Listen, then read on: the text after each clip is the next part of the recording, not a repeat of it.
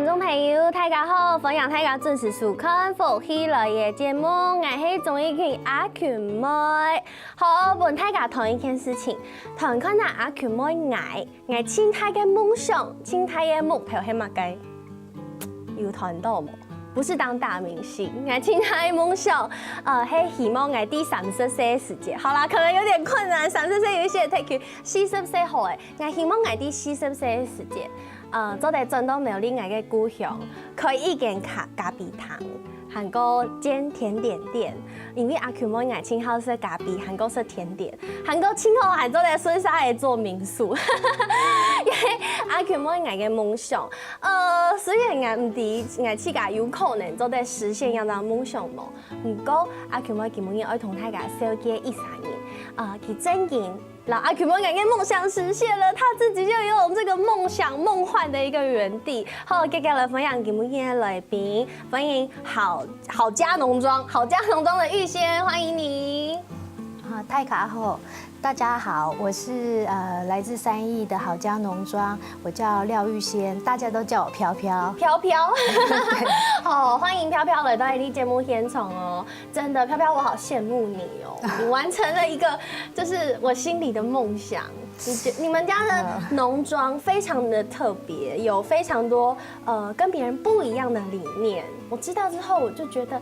天哪，我也好想去3義找你哦！有機會趕快來。對，所以跟大家分享一下，你們家的農莊是用什麼樣的概念，什麼樣的定位？我們的好家農莊呢，主要的定位就是取自於類似像日本的農家民宿。所謂的農家民宿呢，它本身就是以務農為主。然後多出來的房間才是給客人來住的民宿。哇，對，所以它是一個主要是農莊，對，但是民宿是它附屬的。對對，我們家主要就是種就是友善種植的咖啡跟蔬菜為主。友善種植，所以就是你們用最自然的方式，最不破壞環境的方式，你們用就是沒有化學的農藥，沒有化學的肥料，對，這樣子的方式去種植，然後用人工除草啊，然後不用除草劑，那就是希望遊客到我們這個空間的話，就是可以享受全部都無毒污染的環境，他可以很安心的做任何的體驗，這樣子。那你們有種植哪一些的作物？主要最多的就是咖啡，然後再來是一些果樹。那果樹的話，就是都有一點橘子啦、茂谷啦，一些就是體驗型的，還有樹葡萄啊。哇，真的是很多，而且這樣子按呢，糖黑爾真給你懂chung一般。農家的這種生活方式，因為農家佢自家有一塊地，可能有一隻佢主要種的這個主要的作物，那其他的就是有一部分自己吃，或者是種好玩，或者是說我今天想要喝花草茶，我就來種個薰衣草的這種感覺。對對，也有一些香草，然後還有一些就是無毒的蔬菜這樣子。蔬菜主要是就是提供我們民宿還有我們家自己吃嘛。那如果多的話，有一些粉絲啊，或者是來過的客人覺得不錯，他會跟我們訂這樣子。哇，所以這真的是一個我覺得很像世外桃源的感覺。為什麼會想用這種方式？就是他剛剛講的日本農家的這種民宿的方式來經營你們家的農莊。主要就是在台灣，我們就是觀察了好一陣子，主要大部分的民宿都只是睡個覺，它其實沒有太多的深度的一個旅遊。對，然後農家民宿的話，它主要是希望讓遊客進來長一點時間，停留長一點時間，然後做深度的一些體驗啊，做一些 DIY。那為什麼是農家民宿？因為剛好我們務農的關係，這樣而已。對，我覺得很棒。按用啲方式同貼嘅，韓國唔知各位觀眾朋友看到嗎？我覺得飄飄你看起來非常的年輕。對，我想你之前你的過去應該不只是就是在農莊長大。我覺得你是一個有故事的人，有內容的人，所以我希望現在可以請你跟大家分享一下你過去學習什麼，你過去的經歷。我之前在台北就是念書，念完艺术大学之后毕业就直接从事平面摄影的工作。哇！啊，是做平面摄影师，大概摄影的工作做了10几年这样。10几年？10出年而已啦。对。哇！可是你看起来超年轻的耶。就从基层做啊，从摄影助理开始做，一直做到后面这样。有糖豆某做平面摄影，其实做平面摄影不是这么的容易。就还蛮苦的，过程还蛮苦的，而且其实薪水很少。就是飘飘的个子大概跟我差不多，甚至比我还要矮，比我还要瘦。对，这么瘦小的女生去做平面摄影的工作，是会就是初期我们在找工作的时候就已经比较难了。会有一些就是比较不吃香，没有错啊。对，所以很辛苦。过程有辛苦啦，但是就是如果你找到对的老板就对了。那在平面设计，感觉其实虽然很辛苦，我觉得应该是你的兴趣的所在，对不对？是一部分你兴趣的所在。那你为什么会之后想要回到苗栗，就是想要回家跟爸爸妈妈一起经营这个农庄？主要基本上我们家爸爸他兴趣很广泛，对，然后他以前也是农家子弟，虽然他后来到就是都市去，就是从商卖车子嘛，然后后来他有朋友约他务农，他就觉得如果退休生活务农也是不错的选择，所以在我大概大学的时候，他开始转到农业这一方面。所以其实是在就学的过程中就已经有接触一些，所以其实是不会排斥，只是说在这个范畴是比较自己没有那么专业，跳得很大，比较不一样，对。对，所以其实听说你在转换的时候，就是从平面摄影这个工作转换到回来家里经营要这样规章农种的时间，你中间其实有出国，我觉得那是一种体验，也是一种学习。你去了哪里？我就是利用就是台湾有一个蛮方便，就是 working holiday 换旅游工作的换宿的机制，然后就用最节省的方式，然后想说这样可以更深入当地，我就选择了日本。为什么你会选择日本？因为很多人，像我自己的同学也是，他们出国可能会想要选澳洲，或者是纽西兰，大部分这样子的地方。因为其实大家都知道，澳洲的所得其实会比较高，虽然物价高，但是你如果待在那个地方，待在农庄里面，它提供你住宿的话，其实省一点是可以赚到钱的。那为什么你想要选择日本？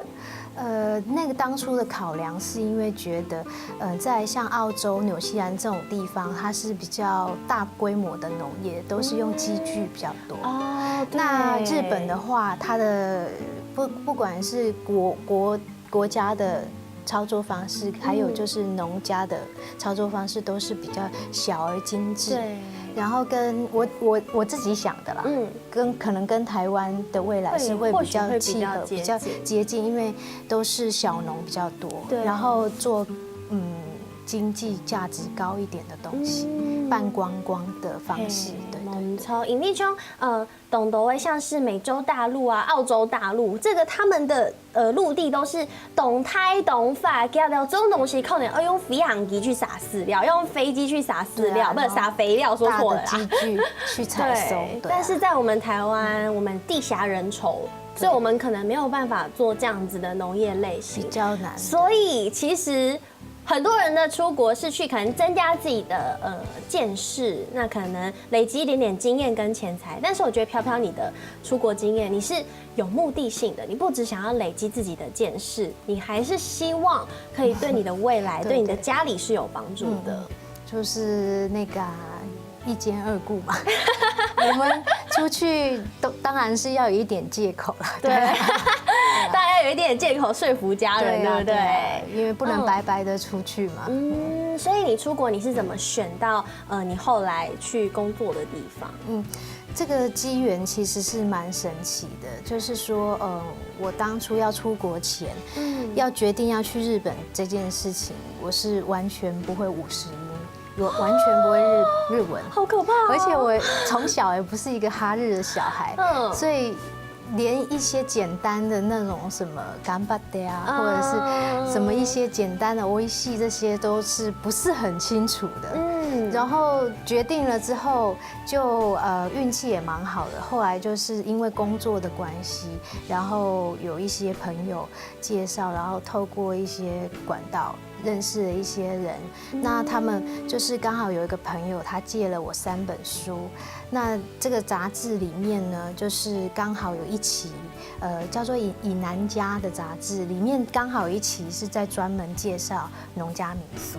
哇，所以啊，也就对呀的董 T P 的机缘里面去认识了他之后打工要去的地方，还有飘飘有懂得的经验，还会同大家来分享。先休息一下，等下再个转来。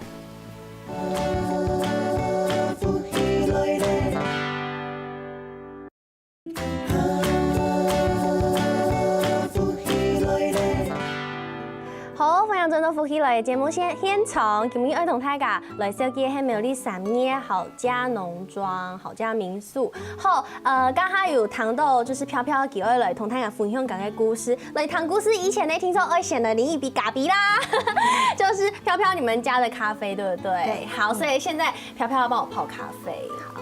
對，其實阿權妹愛清好色咖比，愛當年都會色一比咖比。哦，看到飘飘非常的专业。现在这个动作叫做什么？焖蒸。焖蒸。那因为焖蒸的作用其实是要让咖啡咖啡它的味道可以释放出来吗？主要是它那个在焖蒸的过程，它可以达到就是让整个粉湿润，然后可以达到就是让它萃取的更好、更完整。对，因为其实阿kü妹爱跳白，我其实也不太会泡咖啡，就是照着自己的方式，然后我还以为就是你知道咖啡要跟茶包一样，然后丢进去泡一泡，再拉起来。我后来才知道，其实前面要先做焖蒸的这个动作，然后最后再像飘飘现在这样子。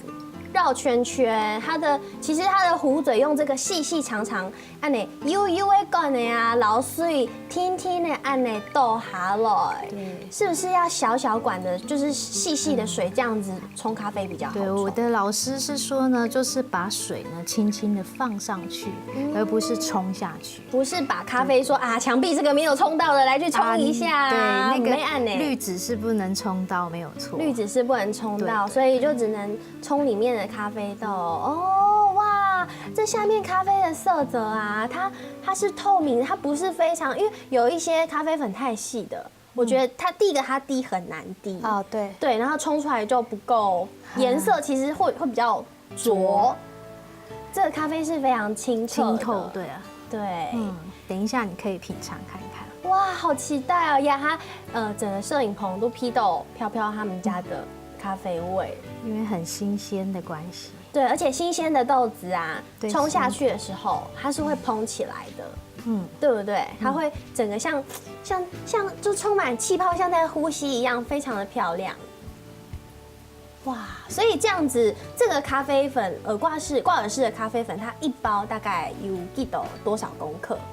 大概是10公克的粉量，然后我们可以就是让它就是冲到大概150cc 左右的水。150cc 的水，其实10公克是非常佛心来着的量。对，大部分是大概8到12有人做，但是12就是要看啦，有的人可能没有喝那么浓，对。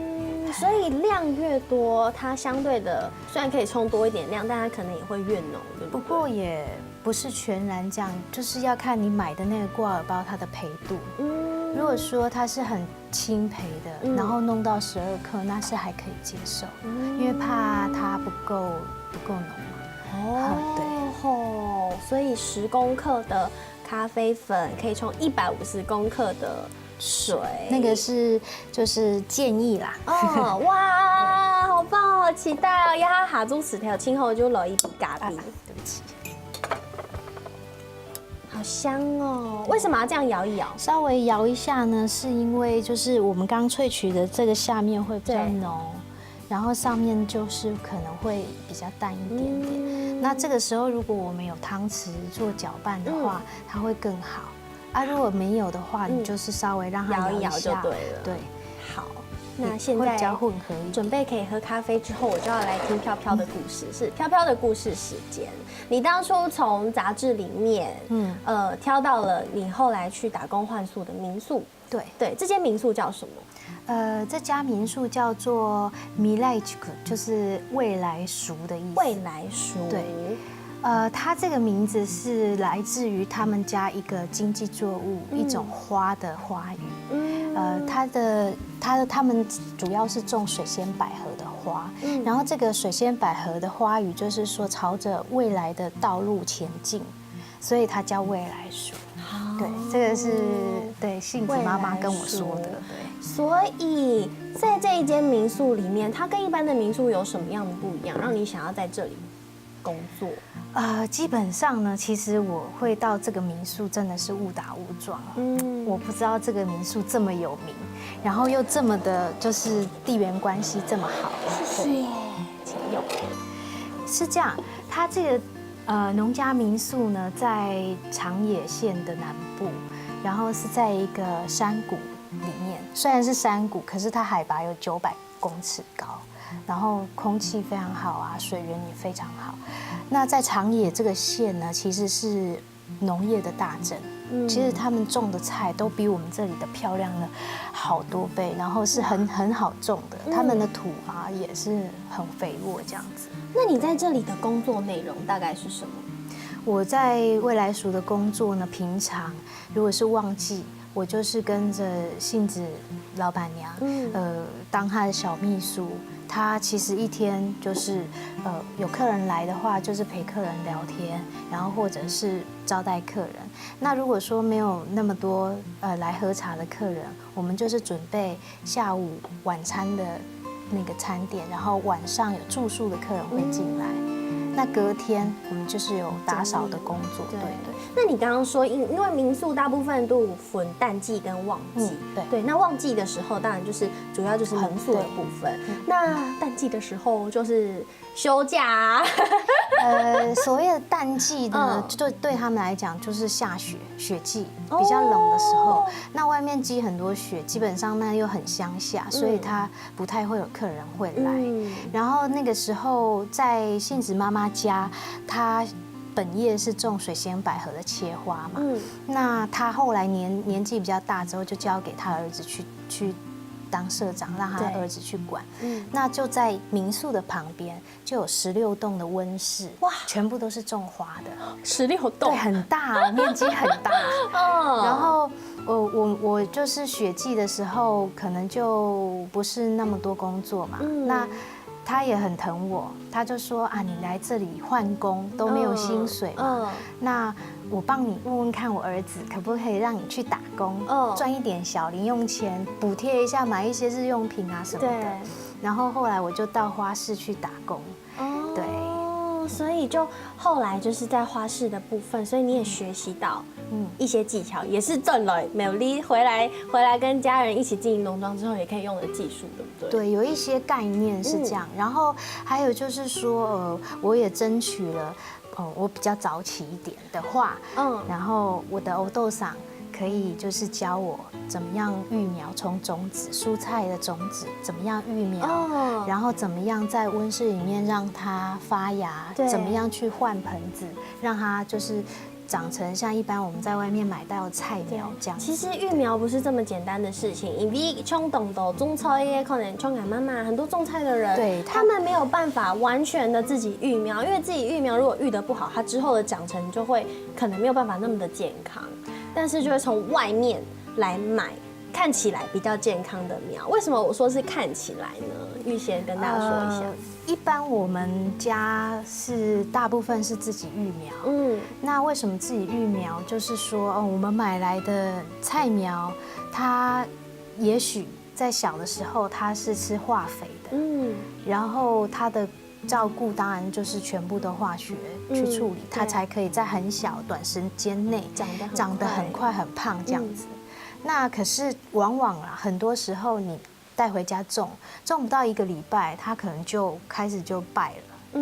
对，那就是因为我们回家之后是用有机的方式在照顾，或者是友善的方式放养，那它很快就战败了。它突然间失去那个对化学的营养，它就会没有那么强壮。对。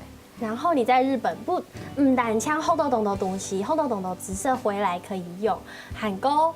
还把老公给带回来了，是不是？那个是一个，就是也是一个神奇的缘分。对，你先生是日本人。对，那你跟他是在花市里面认识的。对，他是在信子的花市工作，长达25年的一个非常资深的员工。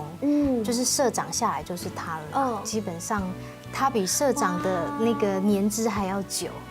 那因为社长他年纪比较轻嘛，对啊，所以他有很多事情的意见要就是跟他磨合，对啊。对，所以你一个到日本，然后日文不是很会的小女孩，然后就跟了也没有很小，就跟在日本非常厉害的花市工作的一个大哥就这样子在一起。然后他为什么愿意跟你回到台湾呢？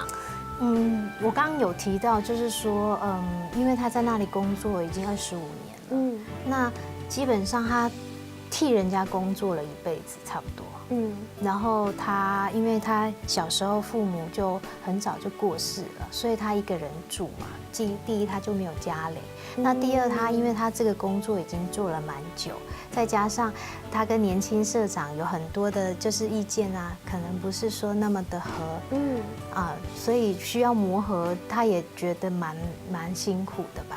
那刚好他也想要换个跑道，那就刚好是这样的缘分，我想应该是这样。好浪漫哦，就这样子把日本的老公给带转了台湾，带转了melody的，是不是一段非常奇妙的缘分？先休息一下，等下再过来谈其他的农庄的故事。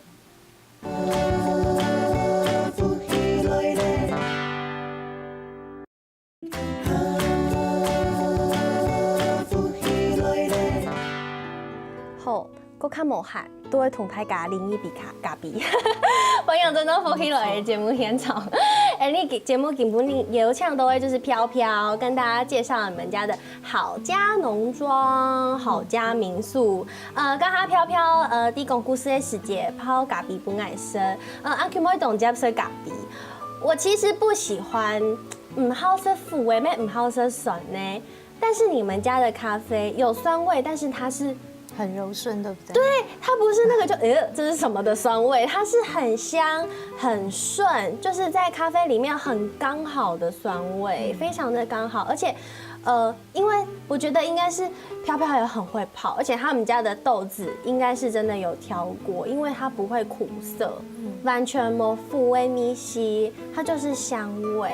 而且为什么会有果香味啊？好厉害哦！其实咖啡它本身就是一种水果的果实，然后所以它其实台湾的咖啡我们不能把它烘到很深，对，很深就浪费了它的那个果香，你就完全闻不到。真的哦，对，一般在外面卖的进口豆会烘得很深嘛，黑黑的嘛，对，那它就是只有炭焙味，没有香，没有那个果香的香气。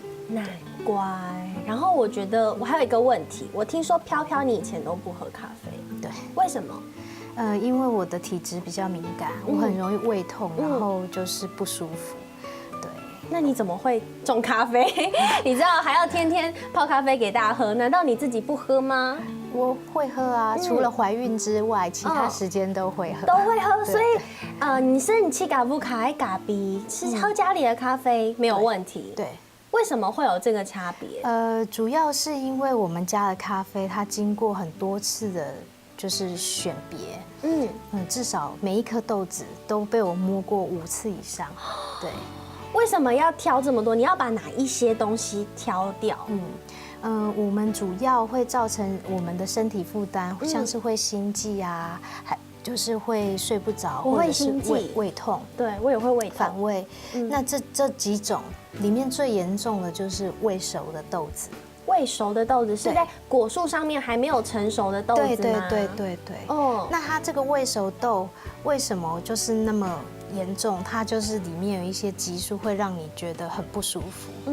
那外国的豆子为什么会未熟豆这么多？因为它是机器采的，不是人工采的，它没有挑选，对，它全部这样子下来之后，一个树枝一串，对，下来之后它没有挑，然后就直接就进行下一弄干了，对。没错。那未熟的豆子要挑掉，然后还有一些瑕疵的豆子，可能虫咬的，或者是说它长得不完全，长得有点畸形的，这个我们也都会挑掉。韩国也是糖购啊，有人说，因为豆子它每一颗大小应该都是差不多的，可是如果你有在过程中破裂的，或者是小颗的，那种其实都要把它挑掉，对不对？基本上呢，我们家主要是挑瑕疵跟未熟，然后还有就是把那个所谓的圆豆，就是小公豆挑出来，这样。那破碎豆也会挑出来，但是我们并不会把它丢掉，我们会做其他的运用。对，比如说，我们可能就是它破碎，但是它是好的，对。那我们还是会在最后一批才烘焙它，因为它是破碎的，所以你不能跟完整的一起烘，对。那一起烘它的那个熟度会不同，它会影响口感。哇，所以其实做咖啡的步骤真的是非常的繁复，不仅是挑很麻烦，因为这些东西都是手工的。我觉得台湾的咖啡可以走精品的路线，就是因为它每个东西都是经过手工细细挑选，都是人工去做的，对不对？人工啊，台湾人工比较贵。没错，但是你们的咖啡并没有比较贵啊。但是就是爸爸的理念嘛，他认为说好的东西要跟多一点的人分享，而不是说把它定在一个很高不可攀，然后只有金字塔顶端的人喝得到的话，那就有点可惜。其实我们会喝咖啡啊，其实咖啡的价格我们也很重视，因为有时候。如果你天天都喝很贵的咖啡，其实是一个对上班族来讲负担有点大。但是你们家的咖啡，可以跟大家讲一下你们家的台湾手工精品咖啡一杯的价格是多少？一杯啊，我们如果在就是农夫市集啊出去推广的话，一杯才80块。有糖豆哦。我们在外面喝到的连锁咖啡，大间的，它拍给你系列。切对某80块这种价格的咖啡，一般单品咖啡在咖啡馆至少都是150块起跳。我觉得这很重要，因为也是你身体空间的问题。对，因为像我爱喝咖啡，可是我在外面喝到的很多的咖啡，我都会有心悸的反应。就很不舒服嘛。对，很不舒服，你就会吃到安内心冠黑黑棍，各位观众朋友有这种心冠黑黑棍的感觉吗？脸会红红吗？对，就是会觉得好像很喘，可是其实没有做什么事情。那其实就是因为我喝咖啡会有一点心悸，而且这样注意力也会不集中，对不对？没错，就是耸班会有一点点不专心的感觉。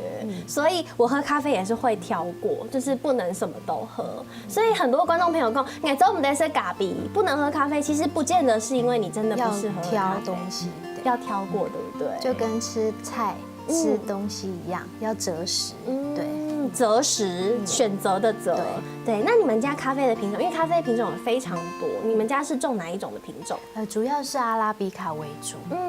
因为这个就是从以前日本时代留下来的种，所以是等于说比较早来到台湾种植的咖啡品种，对不对？所以它在台湾的适应力应该是还 OK。对。那你们在3义这个地方种植咖啡，那咖啡它有没有比较必要的条件让它长得比较好？其实温差大对它来说是蛮好的，是好的。它这样子温差大的话，可以让它的果酸跟果香呢更为强烈。因为环境的变化就会让它产生一些不同的风味，对不对？没错。所以说，为什么人家会有个迷思说喜欢高海拔的咖啡？因为温差大。但是事实上，我们在平地或者是像我们这种大概300-400海拔的，它不见得不好，要看当地的环境跟水质跟土质都会影响。对。韩国出题啦，去到飘飘他们家的农庄做的是咖啡饮哦。其实你们还有 DIY 的行程，对不对？这个 DIY 的内容是做什么？我们就是呢，希望呢，让台湾的客人不要只是说好。大家都很喜欢喝咖啡，可是不知道咖啡它怎么种出来，然后它怎么烘的，所以我们就设计了一个简单的用陶锅来烘咖啡，所以是小批小批的烘，对，小小的就游可以客他了。当天可以烘2杯，大概2杯挂耳包的分量。对，一杯就是在现场，我们会教他怎么样冲煮。让他回去呢，带回去1杯，那1杯也可以同样的可以冲出1杯好的咖啡。所以另外1杯就是在我手上，对不对？对它可以做成，它其实这是一个小小明信片的概念。对。它贴了一个邮票之后，写上地址就可以寄出去了。然后这边它其实就是挂耳式的咖啡包，回去就很方便。那这个设计的概念就是说，如果是你要寄给你的朋友，远方的朋友，你邀他一起跟大家分享，对，邀他一起跟你喝1杯咖啡，而且是我今天自己烘的哦。再忙都会同 C 比咖啡，就是这种感觉。对啊，像这个后面有个 slogan，不管再忙，都要留给自己1杯咖啡的时间。对呀，能不能给我1杯咖啡的时间？好，好，除了有咖啡饮外啊，农庄当然就是有很多农产品要同大家来分享啊。那今天我就要来试吃一下，现在在我手边的这个生菜，这是什么菜？莴苣。对，是莴苣类的。这里面总共有3、4种。那你现在夹这个有一点红红边边的，就是红色烤肉，它是韩国人在包着那个肉8色烤肉用的，就包烤肉在吃的那个。好脆哦！这是你什么时候摘下来的？今天早上摘的。好脆哦！所以来到农庄啊，最值回票价的，让游客觉得 CP 值最高的，就是它可以吃到现采的蔬菜，而且是非常多大量哦。因为像现在前一阵子台风嘛，几乎都没有菜了嘛，很贵嘛，所以到哪里去吃菜都是很贵的。那到农庄来的话，它的 CP 值真的蛮高。真的。那还有另外一个，我觉得很像，这个是草吗？你知道，可以有这种臭的用的东西，这是什么？这个是日本的甜荞麦，它也是当生菜吃，对不对？主要我们现在是拿来当生菜吃，对，因为它的量在3米啊，时候它虽然有中本太加了体验来供，但是它的量还不够多，但是可以用来给大家做体验跟生菜，对不对？对对。好，我没吃过，我要吃吃看。它吃起来是口感不像这个生菜脆脆，是有点粉粉，对，很有趣，对不对？所以这个就是拿来做生菜吃的吗？荞麦苗本身有很多的营养，然后而且就是可以清肠解毒，对。哇！鼓手啊，希多亚美丽3米这个好家农庄啊，你做的是都后色的咖啡，做的 DIY 咖啡挂耳包，还做的是都暗后色，全部都是无毒，他们自己种的抢菜，对不对？所以今天非常谢谢飘飘来到节目现场，谢谢你，谢谢各位观众朋友，假使你希多3米，莫唔记得一起飘飘他们家的好家农庄去给片料哦。什么各位观众朋友的收看，等下休息一下，甜甜欣赏，好好来做运动。